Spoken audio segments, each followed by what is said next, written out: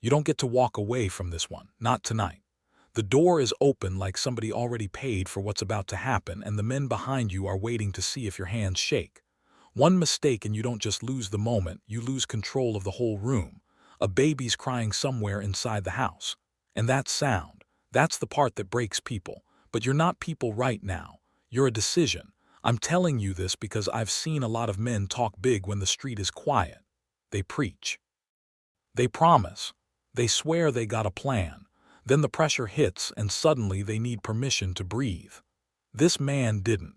He stood there with steel in his grip and scripture in his head, and he moved like someone who'd already accepted the price. Everybody later argued about what to call him. Monster, martyr, madman, that's how outsiders talk when they weren't in the fire, but the truth is colder than all that. This wasn't a man waking up one morning and choosing chaos. This was a man who'd been manufactured, built piece by piece in a system that trained you to swallow pain, then punished you for learning how. And what made him dangerous wasn't rage. It was the way he watched the world like a chessboard, quiet, patient, studying angles. Because when you're property, you learn early. The loud ones get noticed. The smart ones get away. They said he was different as a child. That word is always the first lie people tell when they don't understand what they're looking at. Different means unpredictable. Different means you can't control him the usual way. On that plantation, control was everything. The crop, the labor, the bodies, the prayers, even the hope had rules around it. But the boy started breaking rules without touching them. He'd look at grown folks with eyes too settled for his age, like he'd already been somewhere they couldn't go. Like he'd already seen something that made the future feel familiar. And the older ones noticed, not the masters first, the elders. The ones who'd survived long enough to recognize warning signs. His grandmother, the kind of woman who didn't waste words, saw marks on him and didn't celebrate. She got quiet. Because in a place like that, being chosen wasn't a blessing. It was a spotlight. And spotlights get you killed. Still, the rumor spread like smoke. The child speaking like he's remembering. The child calling out things that happened before he was born. The child who didn't need lessons to understand letters on a page. Now listen, I'm not here to sell you magic. I'm here to tell you what it means when a slave learns the most forbidden skill in the South. Reading wasn't just knowledge. Reading was a weapon. Because once you can read, you can verify lies. You can see contracts, names, dates, rules. You can look at a holy book they used to keep you still and find a passage they didn't want you to notice. And the first time the people in that big house heard that boy read out loud, the room turned cold. Not because it was amazing. Because it was threatening. You have to understand how those households worked. They liked miracles that entertained them. They liked talent they could put on display. They liked anything that made them feel generous without giving up power. But a slave reading, that's not entertainment, that's a crack in the wall. So they did what predators always do when they find something rare. They tried to own it tighter. They brought him around like proof of their righteousness. Like, look what our plantation produced. Like he was a trained animal performing tricks, and the boy played along. Not because he loved them, because he was learning them. He was learning how they smiled when they lied, how they laughed when they were nervous, how their kindness always had a price tag attached. Then came the overseer. Every plantation had one. The man who didn't need status because he had permission. Permission to hit you, humiliate you, remind you what you are. That overseer heard about the boy's gift and didn't get curious. He got angry. Men like that don't fear rebellion first. They fear losing the right to terrorize. So one night he came into that cabin drunk enough to be brave, and he made an announcement without saying it out loud. He didn't want the boy special. He wanted the boy broken. The lashes came fast, not to correct behavior, to correct identity, to teach a lesson to everyone watching. You are not chosen, you are owned, and the boy didn't scream. That's what shook people, because screaming is confirmation. Screaming is proof the system still works. Silence. Silence is a promise. Afterward, his mother tried to save him the only way she knew how. Hide it. Fold yourself smaller. Don't let them see you thinking. Because thinking was the one thing they couldn't whip out of you unless you showed it. But the boy looked past her fear like he could see what it was protecting. And he said the kind of thing that makes a grown person's stomach drop. He said there was something coming, not in a poet way, in a you won't stop it way. That's when the plantation started shifting its strategy. They stopped treating him like a novelty. They started treating him like a tool. Because once the original master died, the next one didn't care about miracles. He cared about results.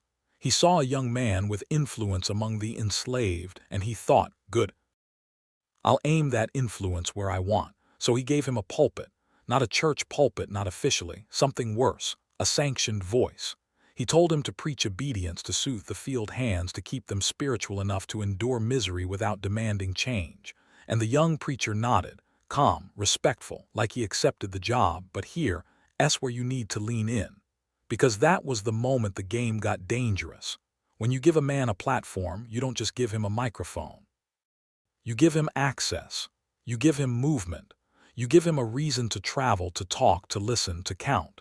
You give him a map of everyone who's angry, everyone who's loyal, everyone who's weak. And if that man is quiet, strategic, patient, you just hired your own downfall. He began visiting other plantations, speaking scripture like everybody expected. But he wasn't only preaching. He was collecting temperature. He was watching who lifted their head when freedom got mentioned, and who looked down like they were afraid their thoughts could be seen. He learned which men were brave in daylight and which men were brave only after dark. He learned who had a family to protect and who had nothing left to lose. And he learned something else too. Faith can be a cave, but it can also be a key. The right kind of faith makes a man endure. The wrong kind makes him explode. And he wasn't the type to explode without planning it first. Then the visions started, or the episodes, depending on who you ask. Moments where he'd freeze in the field like his mind left his body, like he was listening to a sound nobody else could hear. The masters called it laziness. The enslaved called it a sign. I call it pressure building behind the eyes. Because when you live trapped long enough, your brain finds a way to escape, even if your body can't. One day, he disappeared into the woods. Not forever. Just long enough to make everyone feel what it's like when the special one stops playing his role. Days became weeks. The patrols looked for him like he was a lost investment. The enslaved whispered like he'd been swallowed by the earth. And the woman who loved him, the one who'd seen enough cruelty to stop believing in gentle endings, kept watching the tree line like she already knew. When he came back, he walked in like a man returning from a meeting. Not with the devil, with a decision. The master tried to laugh it off, tried to whip the mystery out of him. It didn't work, because the whip can tear skin. It can't rewrite destiny once a man has made up his mind. That was the beginning of the end, not the uprising, the countdown, because from that moment forward, every sermon was a rehearsal, every prayer meeting was a roll call, and every amen carried a double meaning. Then came the sign in the sky, a darkness in the daylight that made even confident men look up and feel small. For most people, it was just nature doing what nature does. For him, it was a signal, and he didn't announce it to everyone, only the ones he trusted. Only the ones who could keep their mouths shut and their hands steady. They met at night where the trees could swallow sound. A few men, hard men, men who'd been worked like animals and treated like they didn't have souls. He didn't hype them up. He didn't beg. He spoke like somebody laying out terms. This doesn't end with praying. Silence, because that's the sentence that separates dreamers from conspirators. Somebody asked the practical question, they always do. What about the guns? He didn't flinch. He didn't pretend it would be easy. He just reminded them what they already felt in their bones. When you're already living in a cage, the fear of consequence doesn't hit the same. And that night, they didn't just agree to fight. They agreed to cross a line. Once you cross it, you can't uncross it. Before they split, a woman stepped out of the dark. She'd been listening. She told him something that should have slowed him down. She said she was carrying his child. For a second, just a second, the preacher looked like a man again. Not a symbol, not a leader, not a warning, a man. Then that quiet steel came back into his eyes, and he said something that sounded like love and sounded like threat at the same time. That child would be born free. Or not born into this world at all. And right there, the air changed, because now it wasn't just an uprising. It was a man gambling with bloodline. Midnight came. The first house sat there like it didn't know history was walking up the steps. The door wasn't locked. That's how safe power makes you feel. Inside, a family slept. A master known for being kind, the kind of kindness that still owns you, still profits off your body, still sleeps peacefully while you live exhausted. The men behind the preacher waited for the signal. And here's the moment nobody likes to sit with. The hesitation, not fear, not regret, calculation, because even the man leading the storm had to face the truth. Once he started, the world would never go back. Then someone else moved first, not the leader. One of the followers, a strong, silent man who didn't ask permission to do what he came to do. And that's when the plan stopped being a plan and became a crime scene. Upstairs, something heavy came down, a sound you don't forget, a sound that tells you the night is officially contaminated. A woman jolted awake. Breath turned into panic, and before the scream could fully rise, the preacher stepped forward and the room went quiet again. But the baby started crying. And every man in that hallway understood the test had arrived. Because killing a grown man is war. Killing a child is a verdict. The preacher approached the crib, staring down at the small face looking up at him like it couldn't imagine evil. His hand tightened. Somewhere behind him, one of his men whispered, barely audible, "We really doing this?" And the preacher didn't answer with words. He answered by lifting the steel. Because outside, the night was still. But inside that house, the rebellion was about to become something no prayer could wash off. And if he brings that blade down, the whole county is going to wake up hunting him. Steel came down and the world tilted, not because a baby died. Babies die every day in that system, just slower, with paperwork and auctions and accidents nobody investigates. The tilt came because the men in that room understood something deep. There's no such thing as half rebellion. Once you do the unthinkable, you don't get to bargain with your conscience later. You either keep moving or you get caught standing still with blood drying on your hands. They didn't pray. They didn't celebrate. They worked. They moved through that house like men who'd studied it in their head 100 times, grabbed firearms, took powder, took blades, took what they needed to keep the next house from becoming a fistfight. And they drank too, not because they wanted to taste victory. Because alcohol gives men permission to become what they're scared they already are. The preacher watched them sip, and he didn't smile. I know that look. That's the look a boss gives when he realizes the crew he chose might not stay on script once the adrenaline wears off. They stepped back into the night and the air felt different, like the trees were listening. Like the land itself knew it had just been violated.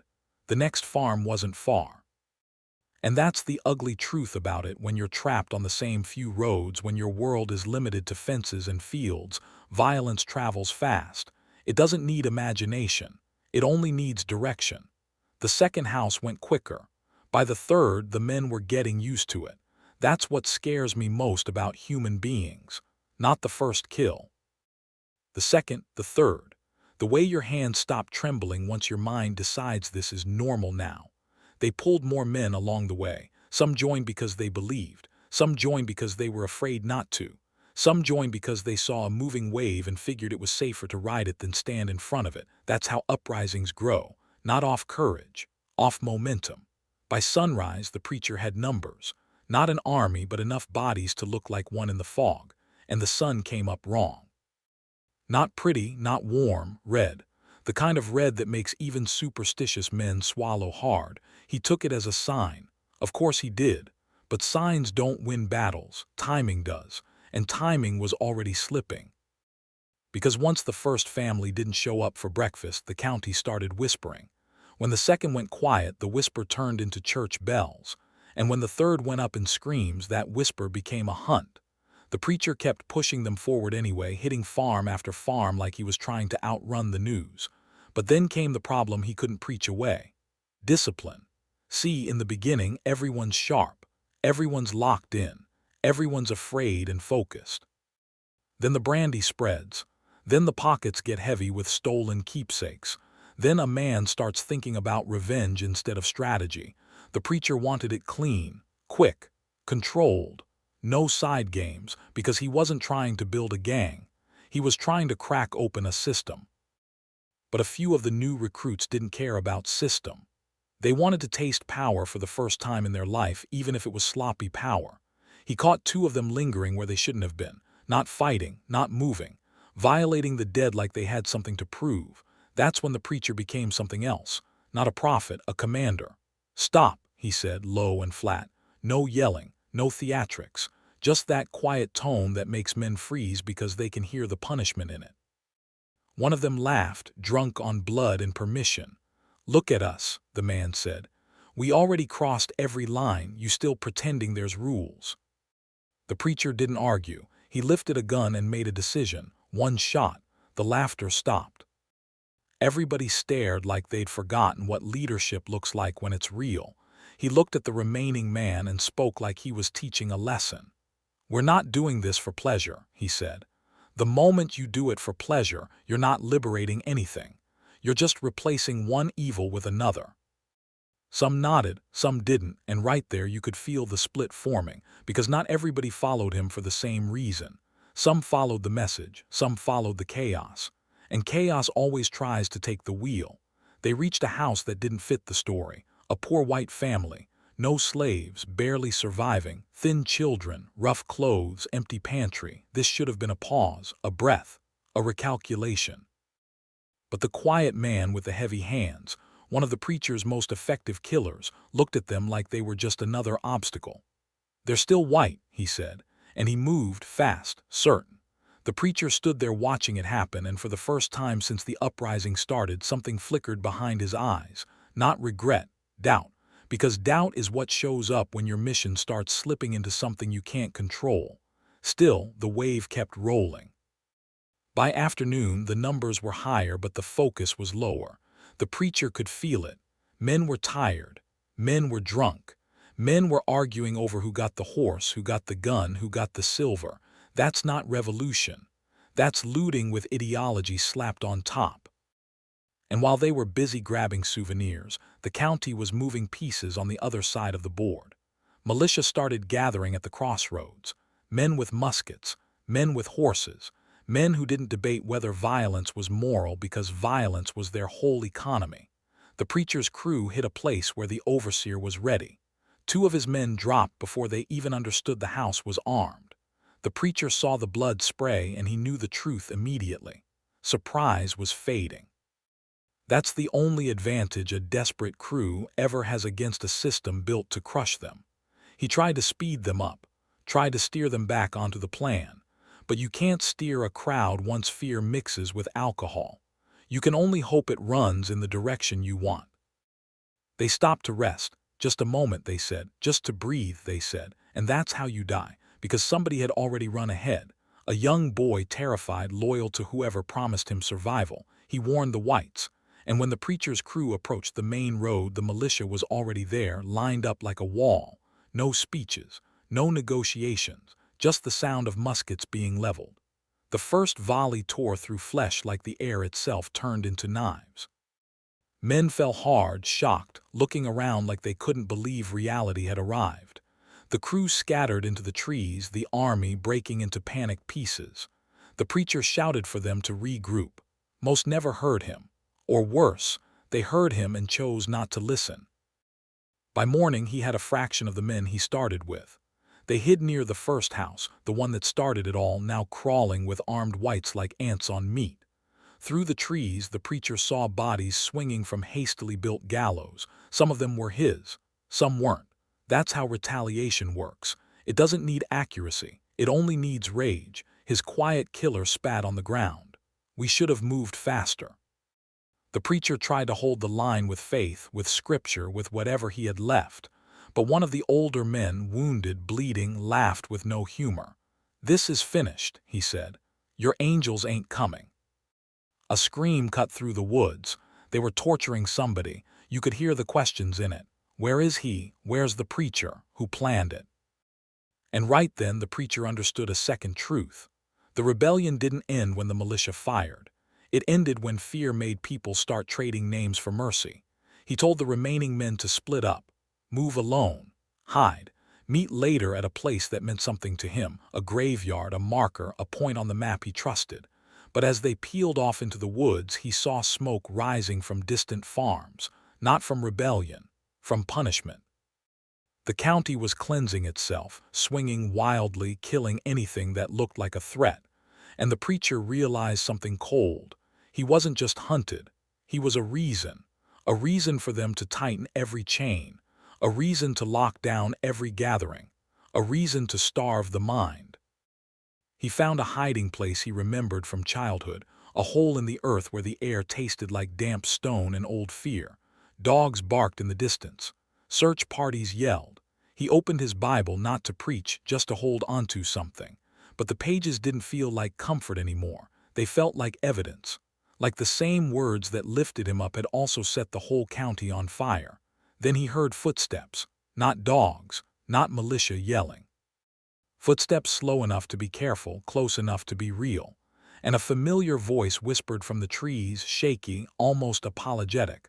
"Prophet, you in there?" The preacher didn't answer, because that voice wasn't supposed to know where he was. And only one kind of person shows up soft like that after a man becomes worth money. The kind who's deciding whether to sell you or save you. Silence is heavier than chains. The preacher stayed still, breathing shallow, counting heartbeats like currency. In a world where men sell each other for survival, noise is a confession.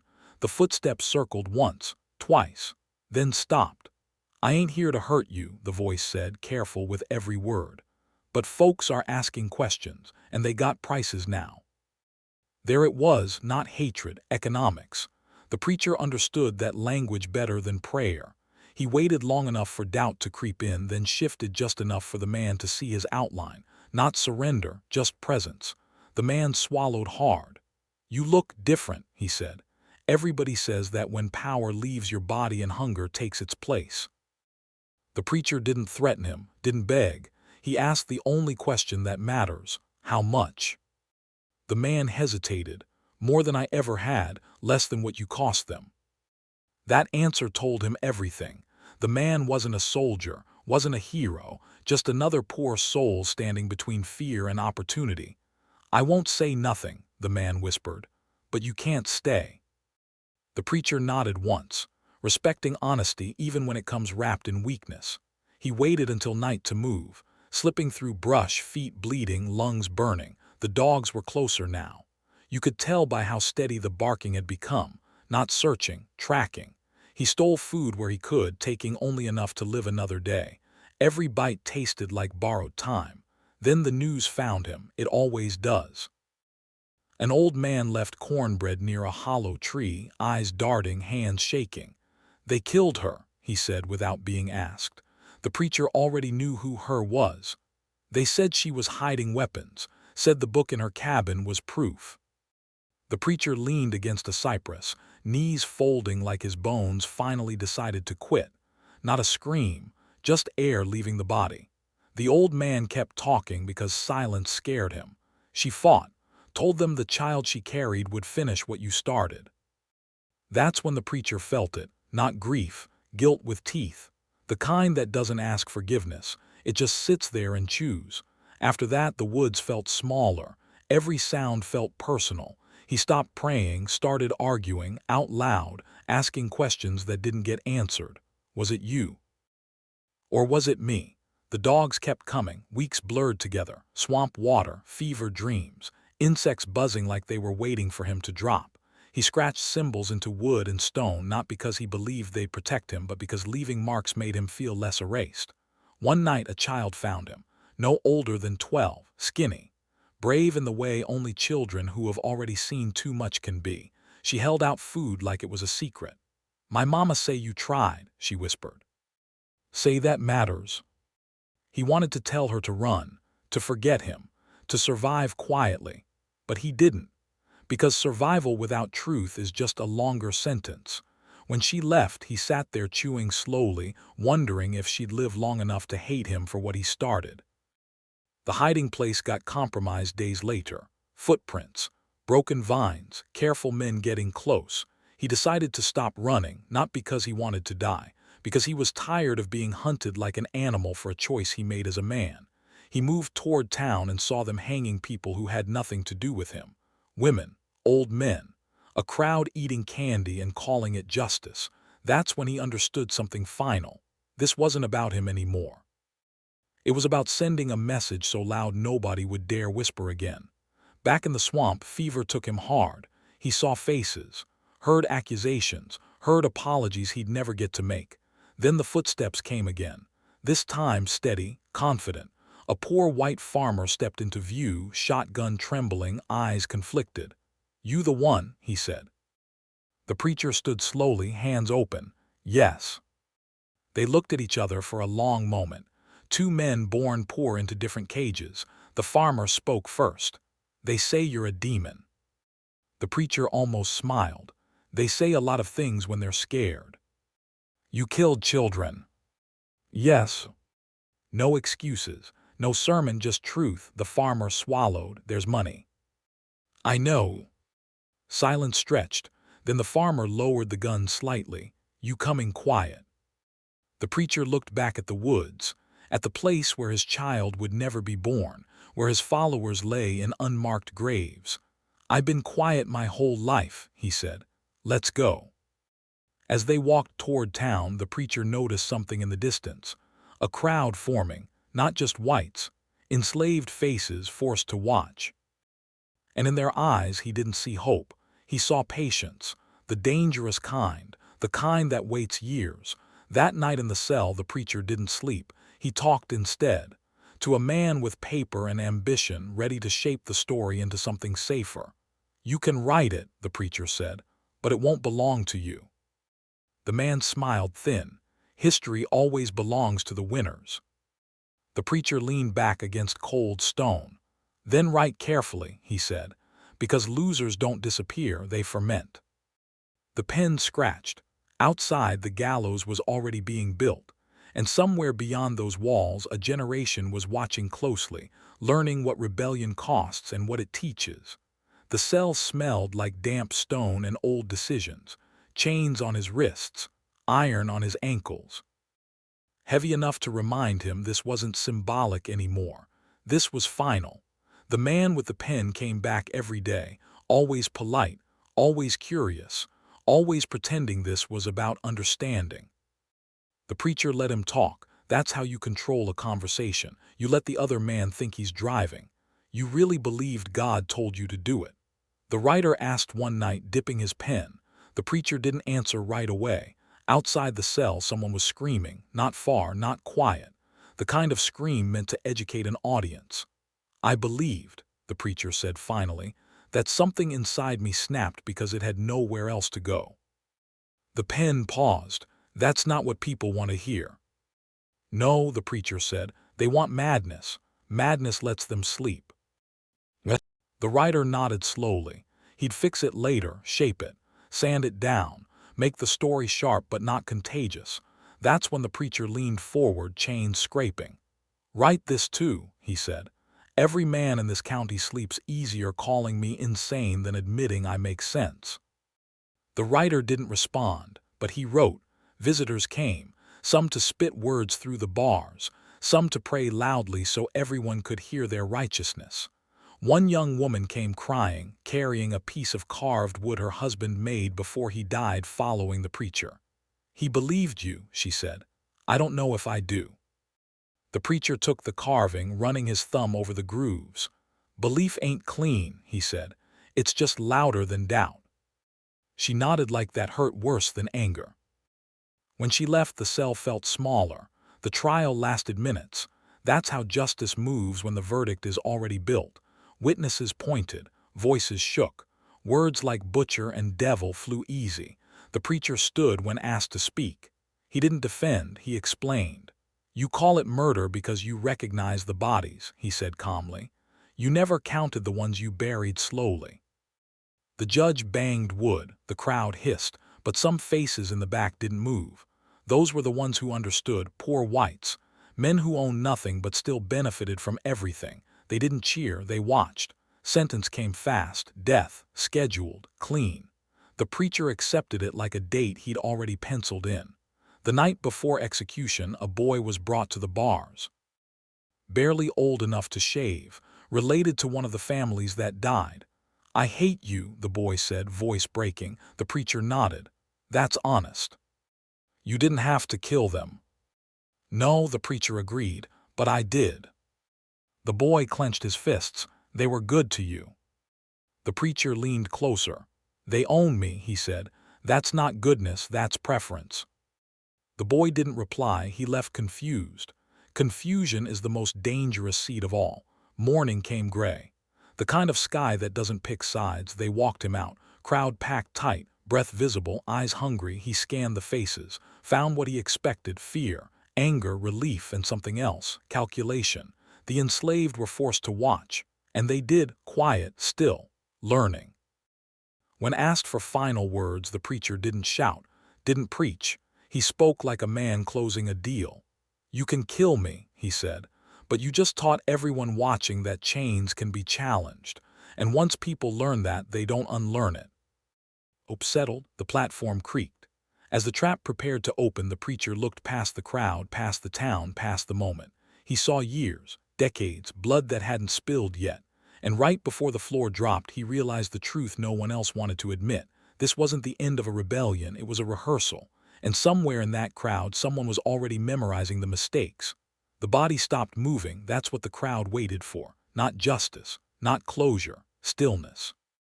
Because as long as something moves, it can come back. When the rope went quiet, the town exhaled like it had survived a storm. Men laughed too loud. Women turned away too fast. Children stared until someone told them not to. They cut him down quickly. No ceremony, no marker. Power doesn't like monuments it didn't approve. They said they buried him somewhere nobody could find. They said a lot of things. Truth is, once a man becomes an idea, his body is just loose ends.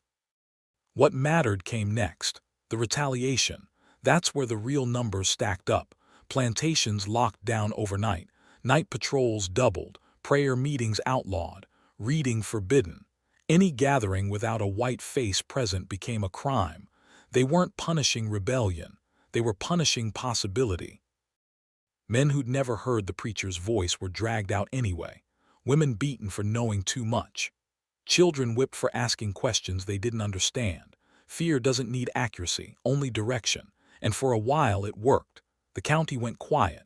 The kind of quiet that sounds like obedience if you don't know what you're listening for. But underneath that quiet, something hardened. Because the people who survived learned a lesson the masters never wanted taught. Violence wasn't reserved for one side. It was just regulated. Years passed. The story twisted depending on who told it. To the powerful, he became a cautionary tale. Proof that control had to be tighter. That minds were more dangerous than bodies. To the enslaved, he became a whisper. A name said low, usually at night when the kids were asleep and the fire was dying down. Not a hero, not a saint. A reminder that someone once decided the price was worth paying. And that scared the system more than any weapon. Because systems can survive anger, they struggle with memory. Laws changed, but not the way freedom hopes for. More chains, less light, but seeds don't ask permission to grow. They wait. Years later, men would run north under cover of darkness, carrying pistols and stories. Women would hide children in wagons and swear oaths in kitchens.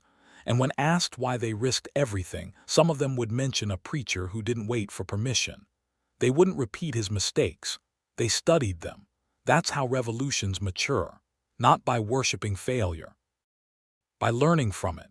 Even the ones who condemned him couldn't stop saying his name. Politicians used it to scare voters. Ministers used it to threaten obedience. Every time they said it, they kept him alive.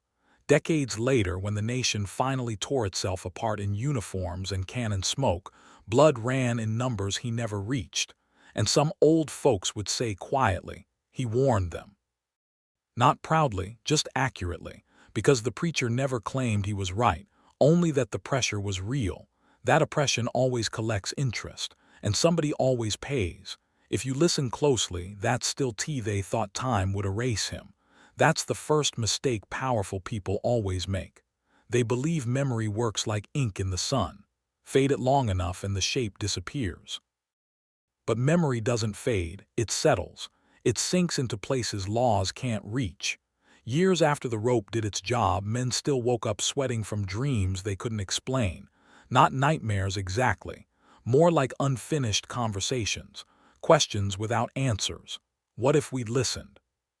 What if we'd moved different? What if we'd acted first? Nobody said his name out loud anymore.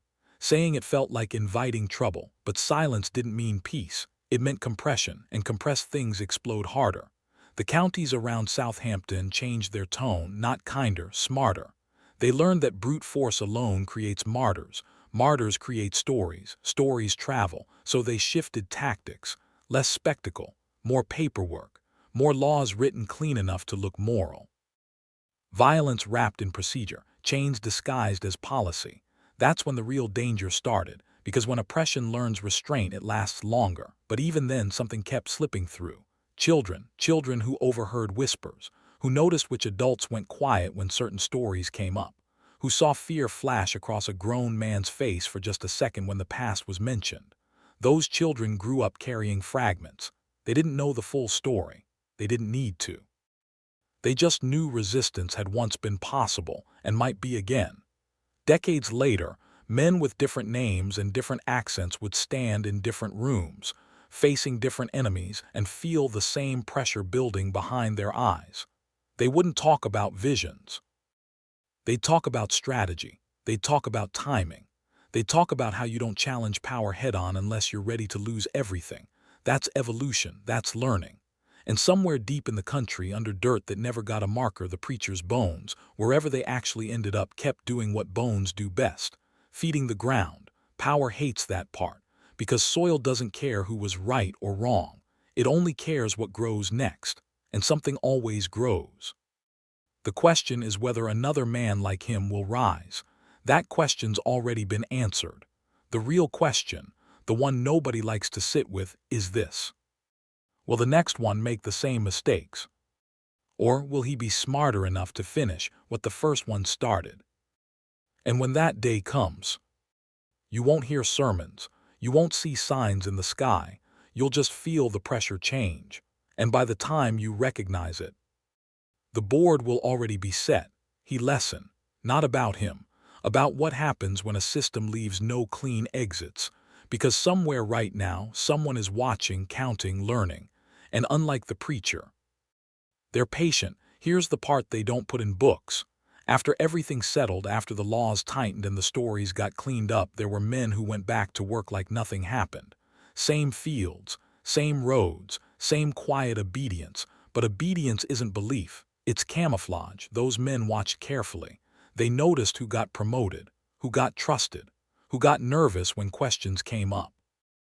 They learned how power moved when it thought nobody was paying attention. That's how real strategy is born, not in speeches, in silence. Years later, a plantation owner would swear his workers were the calmest he'd ever seen.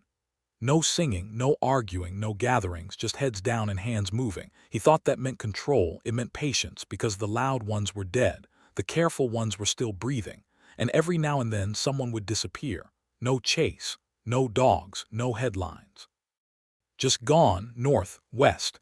Somewhere the rules bent different. The masters blamed luck. They never blame intelligence. What haunted them most wasn't the rebellion itself. It was the moment right before it collapsed. That instant when they realized how close it came. How fragile the whole structure actually was. Once you see that, you can't unsee it. You start sleeping lighter. You start locking doors that never used to be locked. You start wondering which face in the crowd is just pretending. That's when power starts making mistakes, because fear makes you overcorrect, and overcorrection exposes cracks. Decades later, when bigger fires started burning across the country, some old men would shake their heads and say, "This started a long time ago." They were right, not because of the blood, because of the realization. That night proved something irreversible. A man born with nothing can still decide everything. And once that idea exists, it doesn't stay buried. Somewhere right now, there's someone studying history the wrong way, not looking for heroes. Not looking for villains, looking for patterns. They're noticing what failed, what worked too well, what almost changed everything. And they're asking a different question than the preacher ever did. Not, is this justified? But how do you win? That's the question that should keep you up at night. Because when that one gets answered, there won't be warnings, no sermons, no countdown, just movement. And by the time the world realizes it's happening again, it'll already be too late to stop. Let me tell you why this story never really ends. Because it stops being about one man the moment people stop arguing whether he was right or wrong. That's when it becomes useful. Years after the execution, the smartest men didn't debate his morality. They dissected his failure. They looked at the timing, the trust gaps, the moment discipline cracked, the second alcohol entered the room, the second speed replaced silence. They understood something he learned too late. Faith can light the fire, but structure decides whether it spreads or burns you alive. That's why the next generation didn't rush. They didn't announce themselves. They didn't mistake anger for readiness. They built networks instead of mobs, signals instead of sermons, escape routes instead of speeches. They learned that the most dangerous man in a system isn't the one screaming for freedom. It's the one who looks content while preparing to leave. Plantations noticed it but couldn't prove it. Too many coincidences. Too many workers who suddenly knew how to read maps. Too many families vanishing without panic. No blood, no rebellion, no excuse for retaliation. And that terrified them more than axes ever did, because violence gives power permission to respond. Silence takes that permission away. That's when the laws kept multiplying, when fear got dressed up as policy, when control tried to pretend it was order. But here's the thing about control. It always leaks. Every system does. And once you've seen one man force the world to react, even in failure, you start asking a different kind of question. Not can it be done, but how quiet can it be done? That's the evolution nobody celebrates. That's the version you don't see coming. So when people say his rebellion failed, they're only half right. It failed loudly. What came after learned to move without sound. And somewhere out there right now, somebody is studying this story not for inspiration but for instruction. They're noting the mistakes. They're correcting them. They're waiting for the moment when pressure meets opportunity. Because the most dangerous rebellions don't announce themselves. They blend in. They look like compliance. And by the time anyone realizes what's happening, the exit is already open. That's the part nobody wants to admit. The system survived him, but it never recovered. After that year, power stopped feeling permanent. It started feeling conditional, like something you had to maintain every single day or risk losing overnight. You can hear it in how the laws changed. Not bold anymore, defensive, reactive. Written by men who suddenly understood they weren't as untouchable as they'd been pretending. And the people at the bottom felt it too. They felt the difference between being crushed by confidence and being crushed by fear.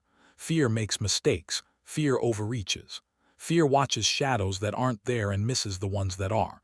That's when the quiet ones thrive. Men who don't raise their voice. Women who don't argue. Families who don't complain but keep records in their head. Who owes who drinks too much. Who's cruel when no one's watching. Who panics when authority slips. That's intelligence gathering. And it doesn't look heroic, it looks boring. Years later, when people talked about sudden changes, they'd pretend it came out of nowhere. It never does. Pressure builds slow. The preacher understood pressure. Where he went wrong wasn't conviction, it was exposure. He moved before the ground was ready to hold the weight. The ones who learned from him didn't rush. They let the ground soften first. They let contradictions pile up. Let hypocrisy speak for itself. Let the system show its own teeth to people who thought they were safe. That's how you shift a balance without announcing it. And that's why his name still circulates low and careful, not as instruction, as a warning. Do not confuse righteousness with readiness. Do not mistake courage for control. And never forget, once you show the world where the weak point is, someone else will come back and aim better. Somewhere right now, there's a person who doesn't look angry, doesn't sound radical, doesn't need to preach. They're watching how authority reacts to stress, how it lies when cornered, how it eats its own when survival's on the line. They won't swing first, they'll wait. Because they understand something the preacher learned too late. You don't win by shocking the system. You win by letting it expose itself. And when that moment comes, there won't be a rope, there won't be a crowd. There won't even be a name to remember, just a shift, quiet, permanent. And by the time anyone asks how it happened, the answer will already be gone. There's a reason the story keeps getting retold. Not loudly, not correctly, just enough to stay alive. Because every time a system convinces itself it's stable, somebody remembers how fast stability cracked that first time. How one man, isolated and cornered, still forced the entire machine to react. Reacting is expensive. Reacting exposes fear, and fear always leaves fingerprints. Years after the dust settled, there were men in power who refused to sleep without a weapon nearby. Judges who checked windows twice. Politicians who passed laws faster than they could explain them. They won, but they didn't feel victorious. That's how you know something fundamental shifted. The preacher never got a statue. Never got a holiday, never got redemption in the official record. What he got was worse. He became a reference point. Every time unrest stirred, someone would say, "We can't let another one of those happen." They never said his name. They didn't need to. And every time they said it, they admitted the same quiet truth, that what he did wasn't impossible, just premature. Some people think the danger is anger. It's not. Anger burns hot and fast. It shows itself. It gives you time to respond. The real danger is clarity. Clarity is calm. Clarity doesn't rush. Clarity doesn't announce. Clarity studies outcomes. The preacher acted with belief. The next one will act with data. And that's the part that should unsettle you, because belief can be crushed. Data adapts. So if you're listening to this thinking it's a story about the past, you're already behind. This is about what happens when pressure meets intelligence, about what grows in silence when noise gets punished, about how the most powerful lesson isn't found in victory, but in failure carefully observed. Somewhere, someone is watching the same patterns repeat: overreach, panic, control tightening instead of loosening. They're not angry yet. They're not desperate. They're just waiting for the moment when the system makes the same mistake again. And it always does. Hear S where it circles back, not to him, to you. Because every generation swears they're smarter than the last one, more civilized, more controlled, less brutal. They tell themselves the conditions that created men like him don't exist anymore. That's how blind spots are born. The preacher came from a place where choices were removed one by one until only one ugly option was left. He didn't invent pressure. He reacted to it. And pressure doesn't disappear. It changes clothes. Now it wears policies. Now it hides in algorithms. Now it smiles while it restricts, but the math stays the same.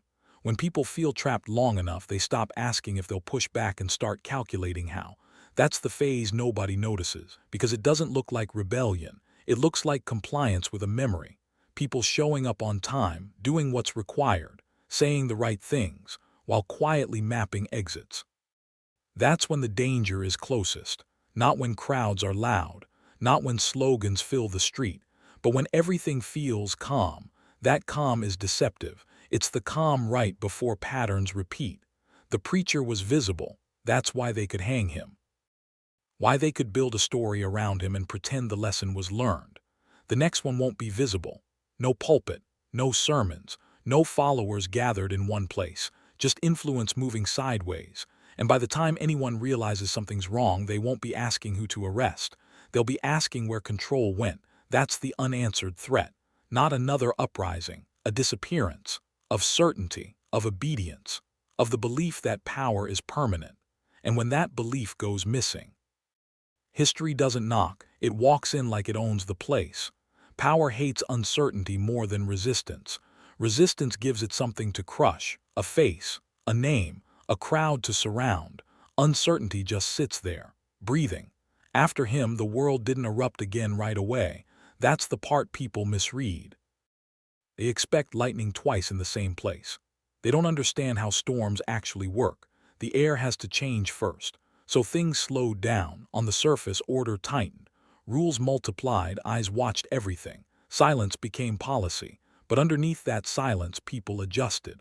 They stopped asking permission, stopped trusting promises, stopped believing calm meant safety. They learned to survive sideways, and power sensed it. You can tell by how nervous authority becomes when nothing obvious is wrong. When there's no riot, no uprising, no headline, but something still feels off. Meetings get longer. Decisions get rushed. Force gets used where conversation used to be enough. That's fear leaking through suits and uniforms. Somewhere in that era, someone important asked the wrong question out loud.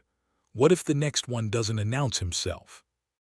The room went quiet because everybody understood the implication. You can't stop what you can't see. You can't punish what doesn't gather. You can't hang an idea that refuses to stand still. The preacher gave them a shape to fight.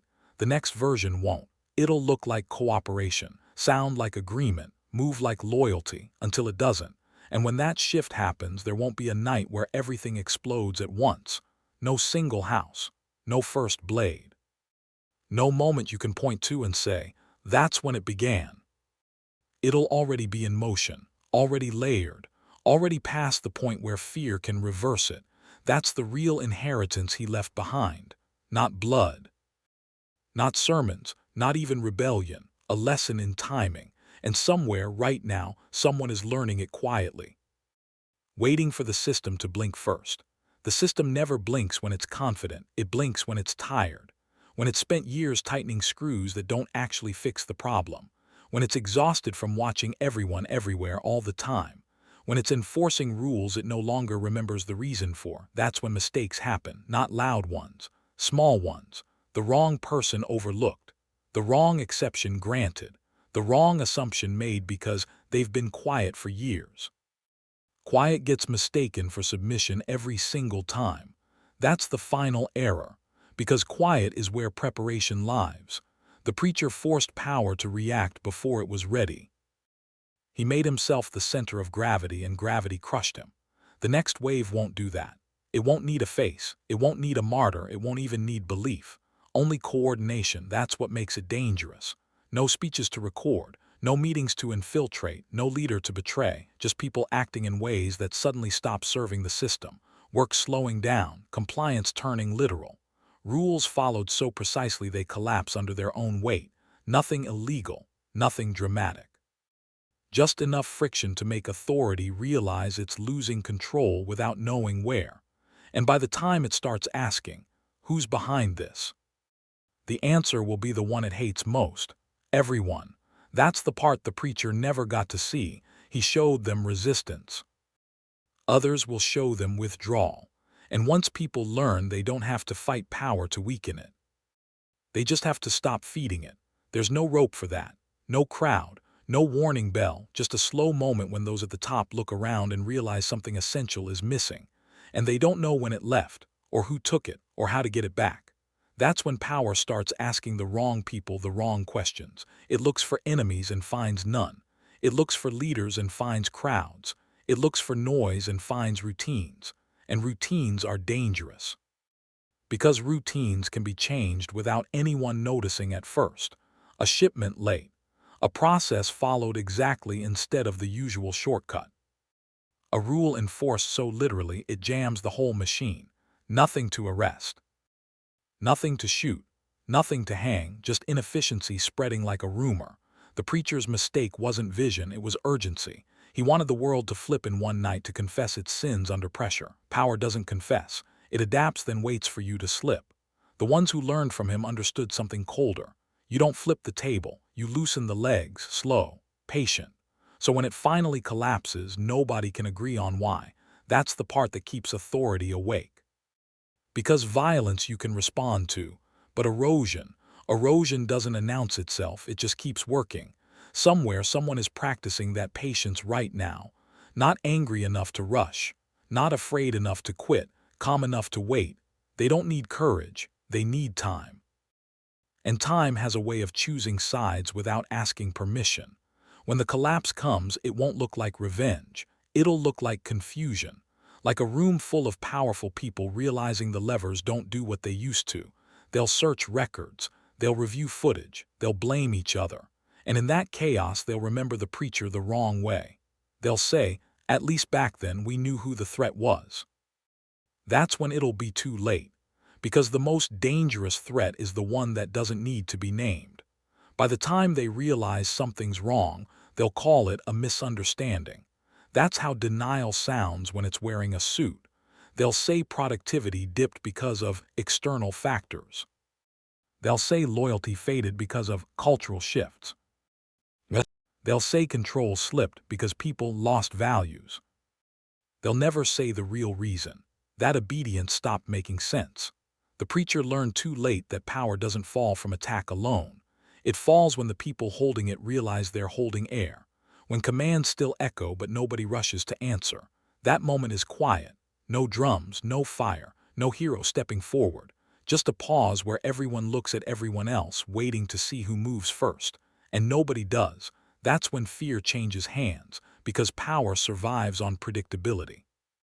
On knowing how people will react, when to threaten, when to reward, when to ignore. Take that away and power starts improvising. Improvisation is sloppy. Sloppy is vulnerable.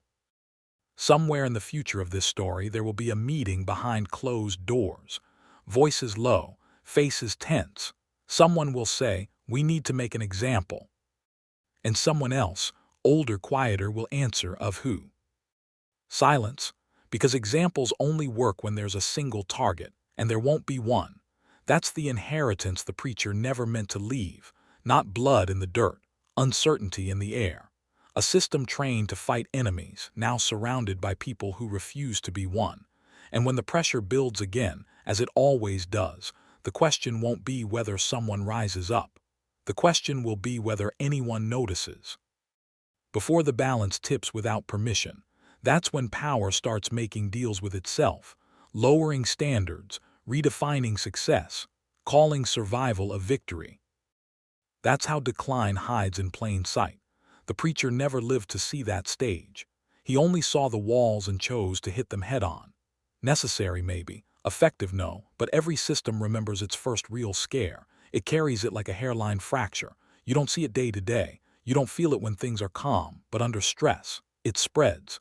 Years from now, someone will dig through records and wonder why certain decisions were made, why rules changed without explanation, why control became obsession. They'll trace it back and stop at a name that never quite goes away, not because of what he did, because of what he revealed. That power isn't moral, it's conditional, and conditions change.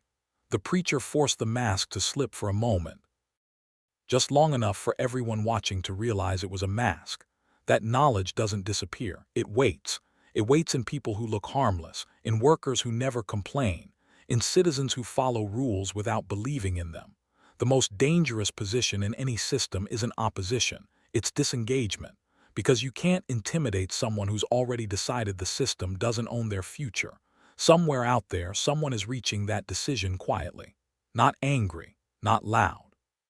Just done, and when enough people reach that point at the same time, there won't be a signal, no leader, no spark, just a moment when authority gives an order and realizes it echoes back empty. That's the moment history turns, not with a scream, with a silence so heavy nobody knows how to break it. Silence doesn't look dangerous, that's why it works. When orders stop producing movement, power assumes it's temporary, a glitch, a phase, something discipline can fix. It tightens its grip, raises its voice, doubles down, and still nothing. That's when the room changes, because authority isn't real unless someone responds to it. The preacher's shadow lives right there in that moment, not as a man, as a reminder of what happens when pressure gets ignored long enough to harden into resolve. He showed them the cost of moving too soon. Others learned the value of waiting. And waiting isn't passive. Waiting is work. It's watching supply lines. It's learning which rules matter and which ones are theater. It's understanding who panics when control slips and who adapts. It's knowing that power, when cornered, exposes itself. There will be a day, there always is, when the system tries to flex and realizes the muscles don't answer like they used to. When incentives stop incentivizing. When threats stop frightening. That's when someone will reach for a name from the past to explain the present. They'll say, "We can't let this turn into another one of those situations." They'll mean chaos. They'll miss the point. Because what's coming won't look like chaos at all. It'll look like normal, just less effective. And by the time anyone figures out why, the people who understood the lesson will already be gone or already in control. That's the last move on the board, not rebellion, replacement. Replacement never announces itself. It shows up early, leaves late, doesn't ask permission. By the time power realizes it's being replaced, it's already negotiating with people who don't need it anymore. That's the irony the preacher never got to enjoy. He thought the fight was against masters. It was against dependents. The moment people stop needing you, your threats turn theatrical. Your rewards lose shine.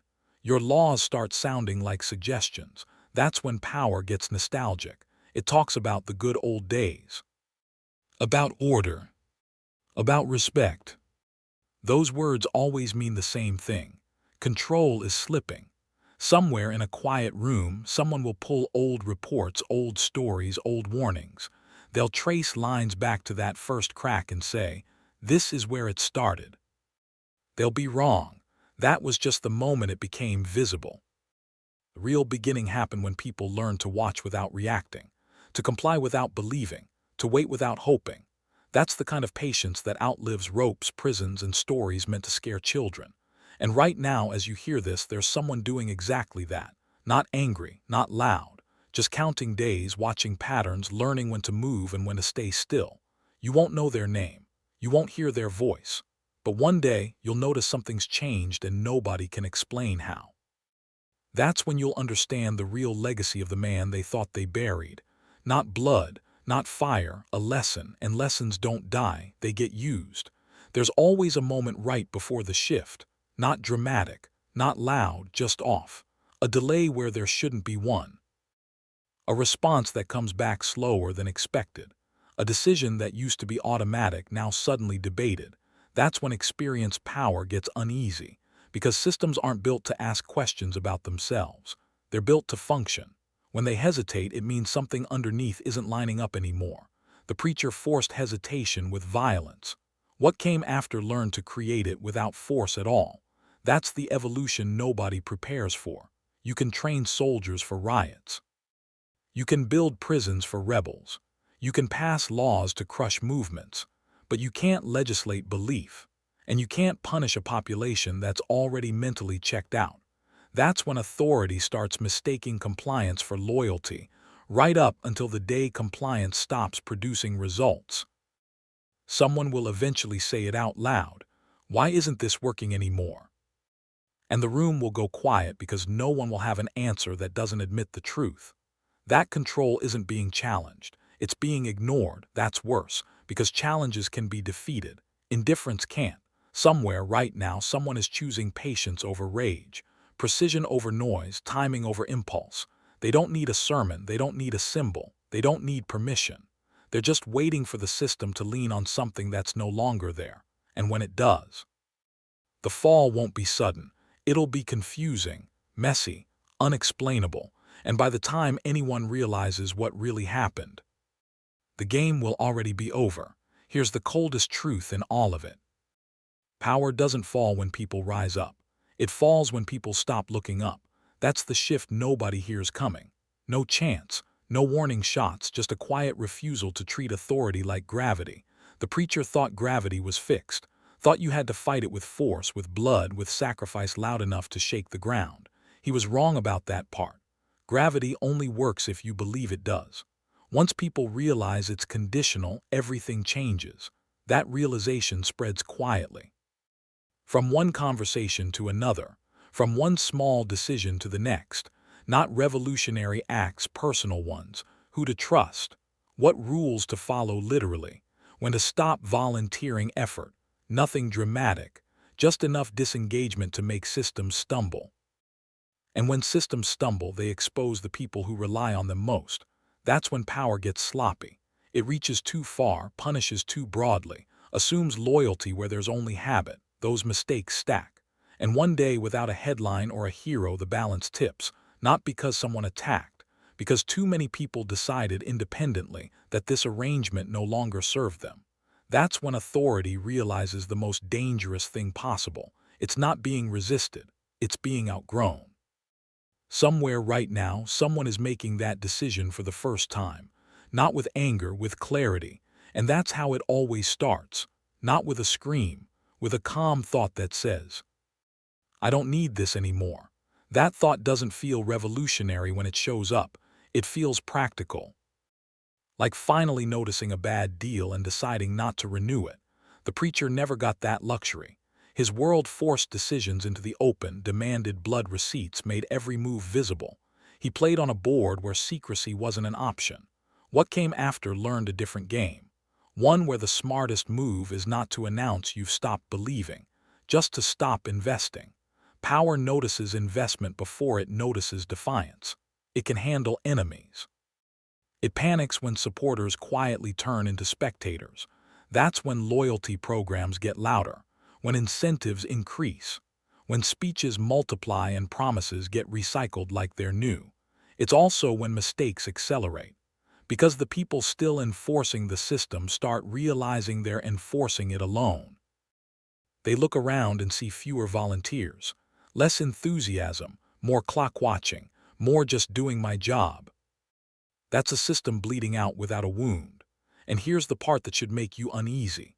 Once people learn they can withdraw without immediate punishment, they don't rush back. They test it, push it a little further, see what happens. Usually nothing. And nothing is addictive. Somewhere someone just crossed that line today. Not in public, not online, in their own head. They realized compliance was optional and the world didn't end. That's how the next phase starts. Not with coordination. With discovery. And when enough people make that discovery separately, the system won't collapse all at once. It'll hollow out, quietly. Until one day, someone in charge gives an order that should move everything. And it doesn't. That pause, that's the moment the preacher never lived to see. And it's closer than anyone in power is willing to admit. That pause doesn't last long. Power never lets silence sit unanswered. It rushes to fill it, to explain it away, to pretend it's temporary. New rules, new slogans, new punishments dressed up as necessary. But the pause leaves a scar, because the people who felt it once will look for it again. They'll recognize the sensation, that brief moment when the system leaned forward and nothing leaned back, when authority reached out and touched air. After that, fear changes addresses, not gone, relocated. Now it lives at the top. Meetings get closed-door serious. Metrics get redefined. Loyalists get promoted faster than they should. Question askers get sidelined quietly. All the signs of a structure trying to convince itself it's still solid. And here's the thing nobody in charge wants to admit. You don't need everyone to step back. You only need enough of the right people to stop stepping forward. The preacher tried to move the masses. What came after learned to influence choke points. That's the difference between noise and leverage. So if you're waiting for the next uprising, the next explosion, the next obvious enemy, you're already looking the wrong way, because the next shift won't announce itself. It'll look like compliance. It'll sound like agreement. It'll move like loyalty. Until one ordinary day a decision gets delayed, a process stalls, a command fails to land, and someone powerful will finally ask the question that matters: who's not listening anymore? By the time they realize the answer, it won't be one person. It'll be a pattern, and patterns don't get arrested, they spread. Patterns are the last thing power wants to see, because once you name a pattern, you have to admit it's bigger than discipline and smaller than war, too quiet to crush, too spread out to confront. That's when leadership starts talking to itself in circles. If we just enforce harder, if we just inspire more, if we just remove a few bad actors. They never say the sentence that scares them. What if this isn't about actors at all? The preacher was easy to isolate. One man, one voice. One flash of violence they could point at and say, that's the problem. A pattern doesn't give you that luxury. A pattern looks like people doing exactly what they're told, just without belief, without urgency, without extra effort. The machine keeps running, but it's running cold, and cold machines break. Somewhere, a mid-level authority notices it first. Not high enough to change policy, not low enough to ignore it. They see numbers slipping in ways that don't trigger alarms. They feel conversations shortening.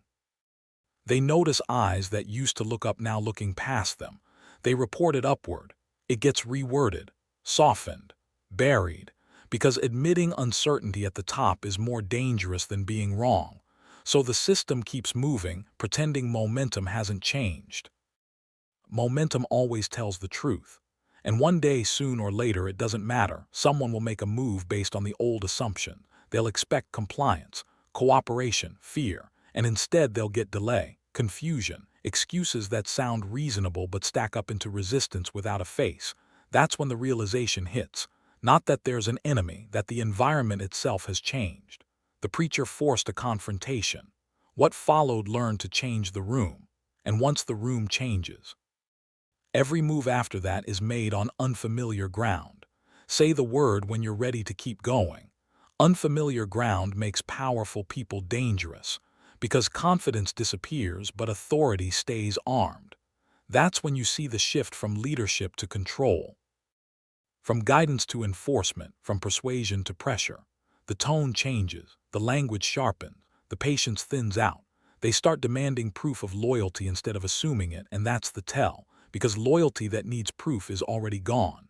The preacher never saw this phase. He never saw power unsure of itself, second-guessing every silence, every pause, every neutral face. He only saw it strong enough to kill him and call it order. What comes after him inherits a weaker version. Still violent, still dangerous, but uncertain. And uncertainty makes people reach for shortcuts.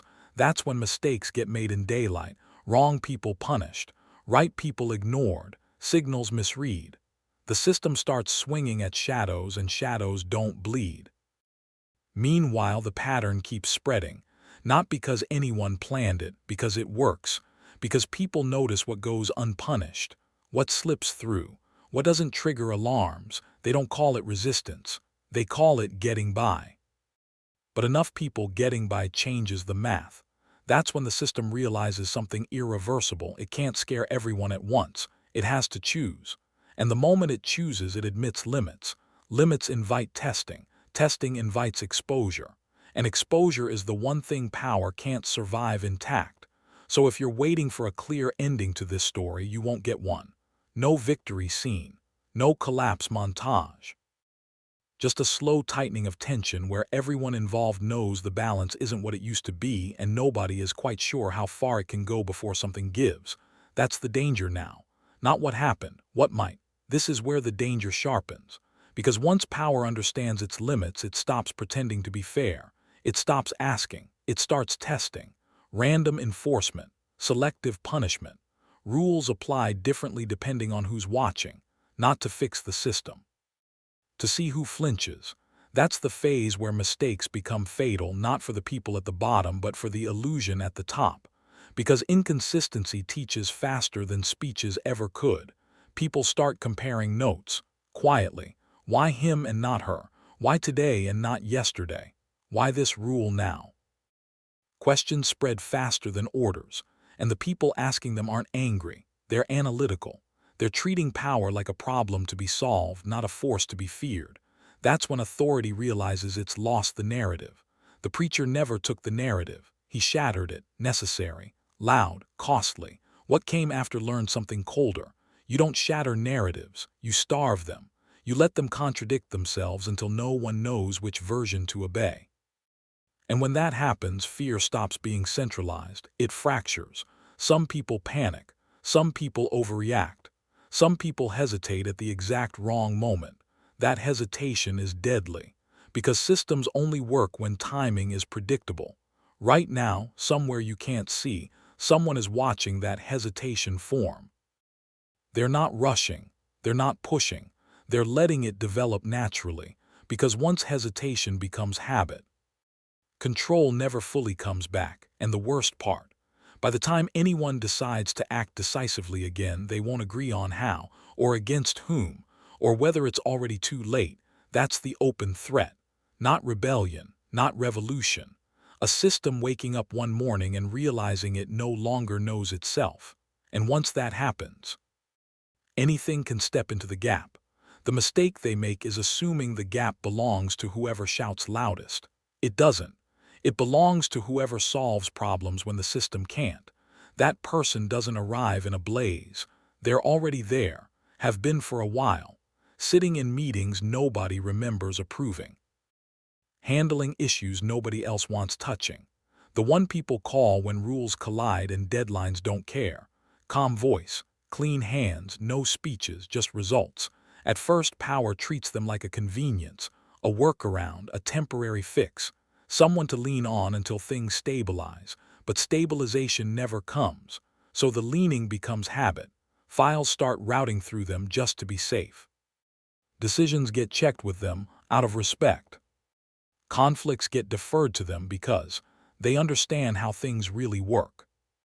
That's how influence moves, not by force, by trust borrowed during chaos. And here's the part nobody sees coming.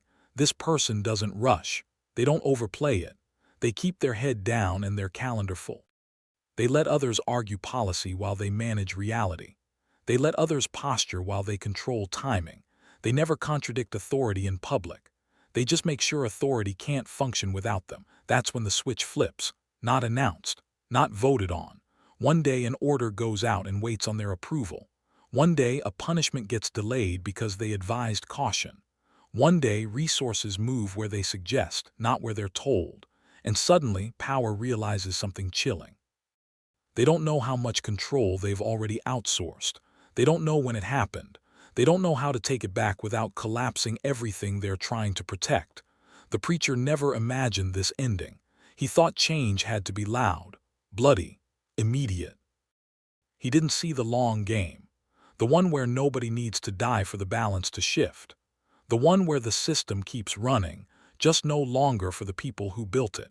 And somewhere right now, that quiet operator is deciding whether today is the day they stop fixing things, or the day they let the system feel what happens when the fix walks away. They don't announce the moment, they feel it. A pause that lasts half a second longer than it should. An unanswered call that usually gets picked up on the first ring. A meeting where everyone looks to the same person and realizes that person isn't speaking. That's when the room tightens, because power knows this feeling. It's the same feeling prey gets when the forest goes quiet. The operator doesn't smile, doesn't threaten, doesn't reveal themselves. They simply stop smoothing the edges. They let procedures collide, let approvals stack up, let conflicts reach the people who forgot how to solve them. Nothing illegal, nothing dramatic, just absence. And absence is louder than rebellion. Orders go out and come back incomplete. Punishments stall because nobody agrees who signs off. Resources freeze in transit because clarification is needed. Every problem that was once quietly handled now sits in the open, exposed and multiplying. That's when authority panics, not publicly, internally. Emergency calls, private meetings, blame moving in circles, everyone asking the same question in different ways. Why isn't this working? And the answer never comes, because the answer isn't a person. It's a dependency they didn't know they had. Somebody finally says the quiet part out loud. We need them back. That's the moment the balance officially shifts, because needing someone is different than commanding them. The operator returns the call, calm, professional, helpful, but something's changed. They don't rush anymore. They ask questions instead of giving answers. They suggest instead of fixing. And every suggestion subtly rewrites who decides what. Power accepts it, because power always chooses survival over pride. By the time anyone realizes what's been traded away, it's too late to renegotiate. The system still stands, still functions, still looks the same from the outside, but it answers to different gravity now. The preacher never lived to see this version of victory.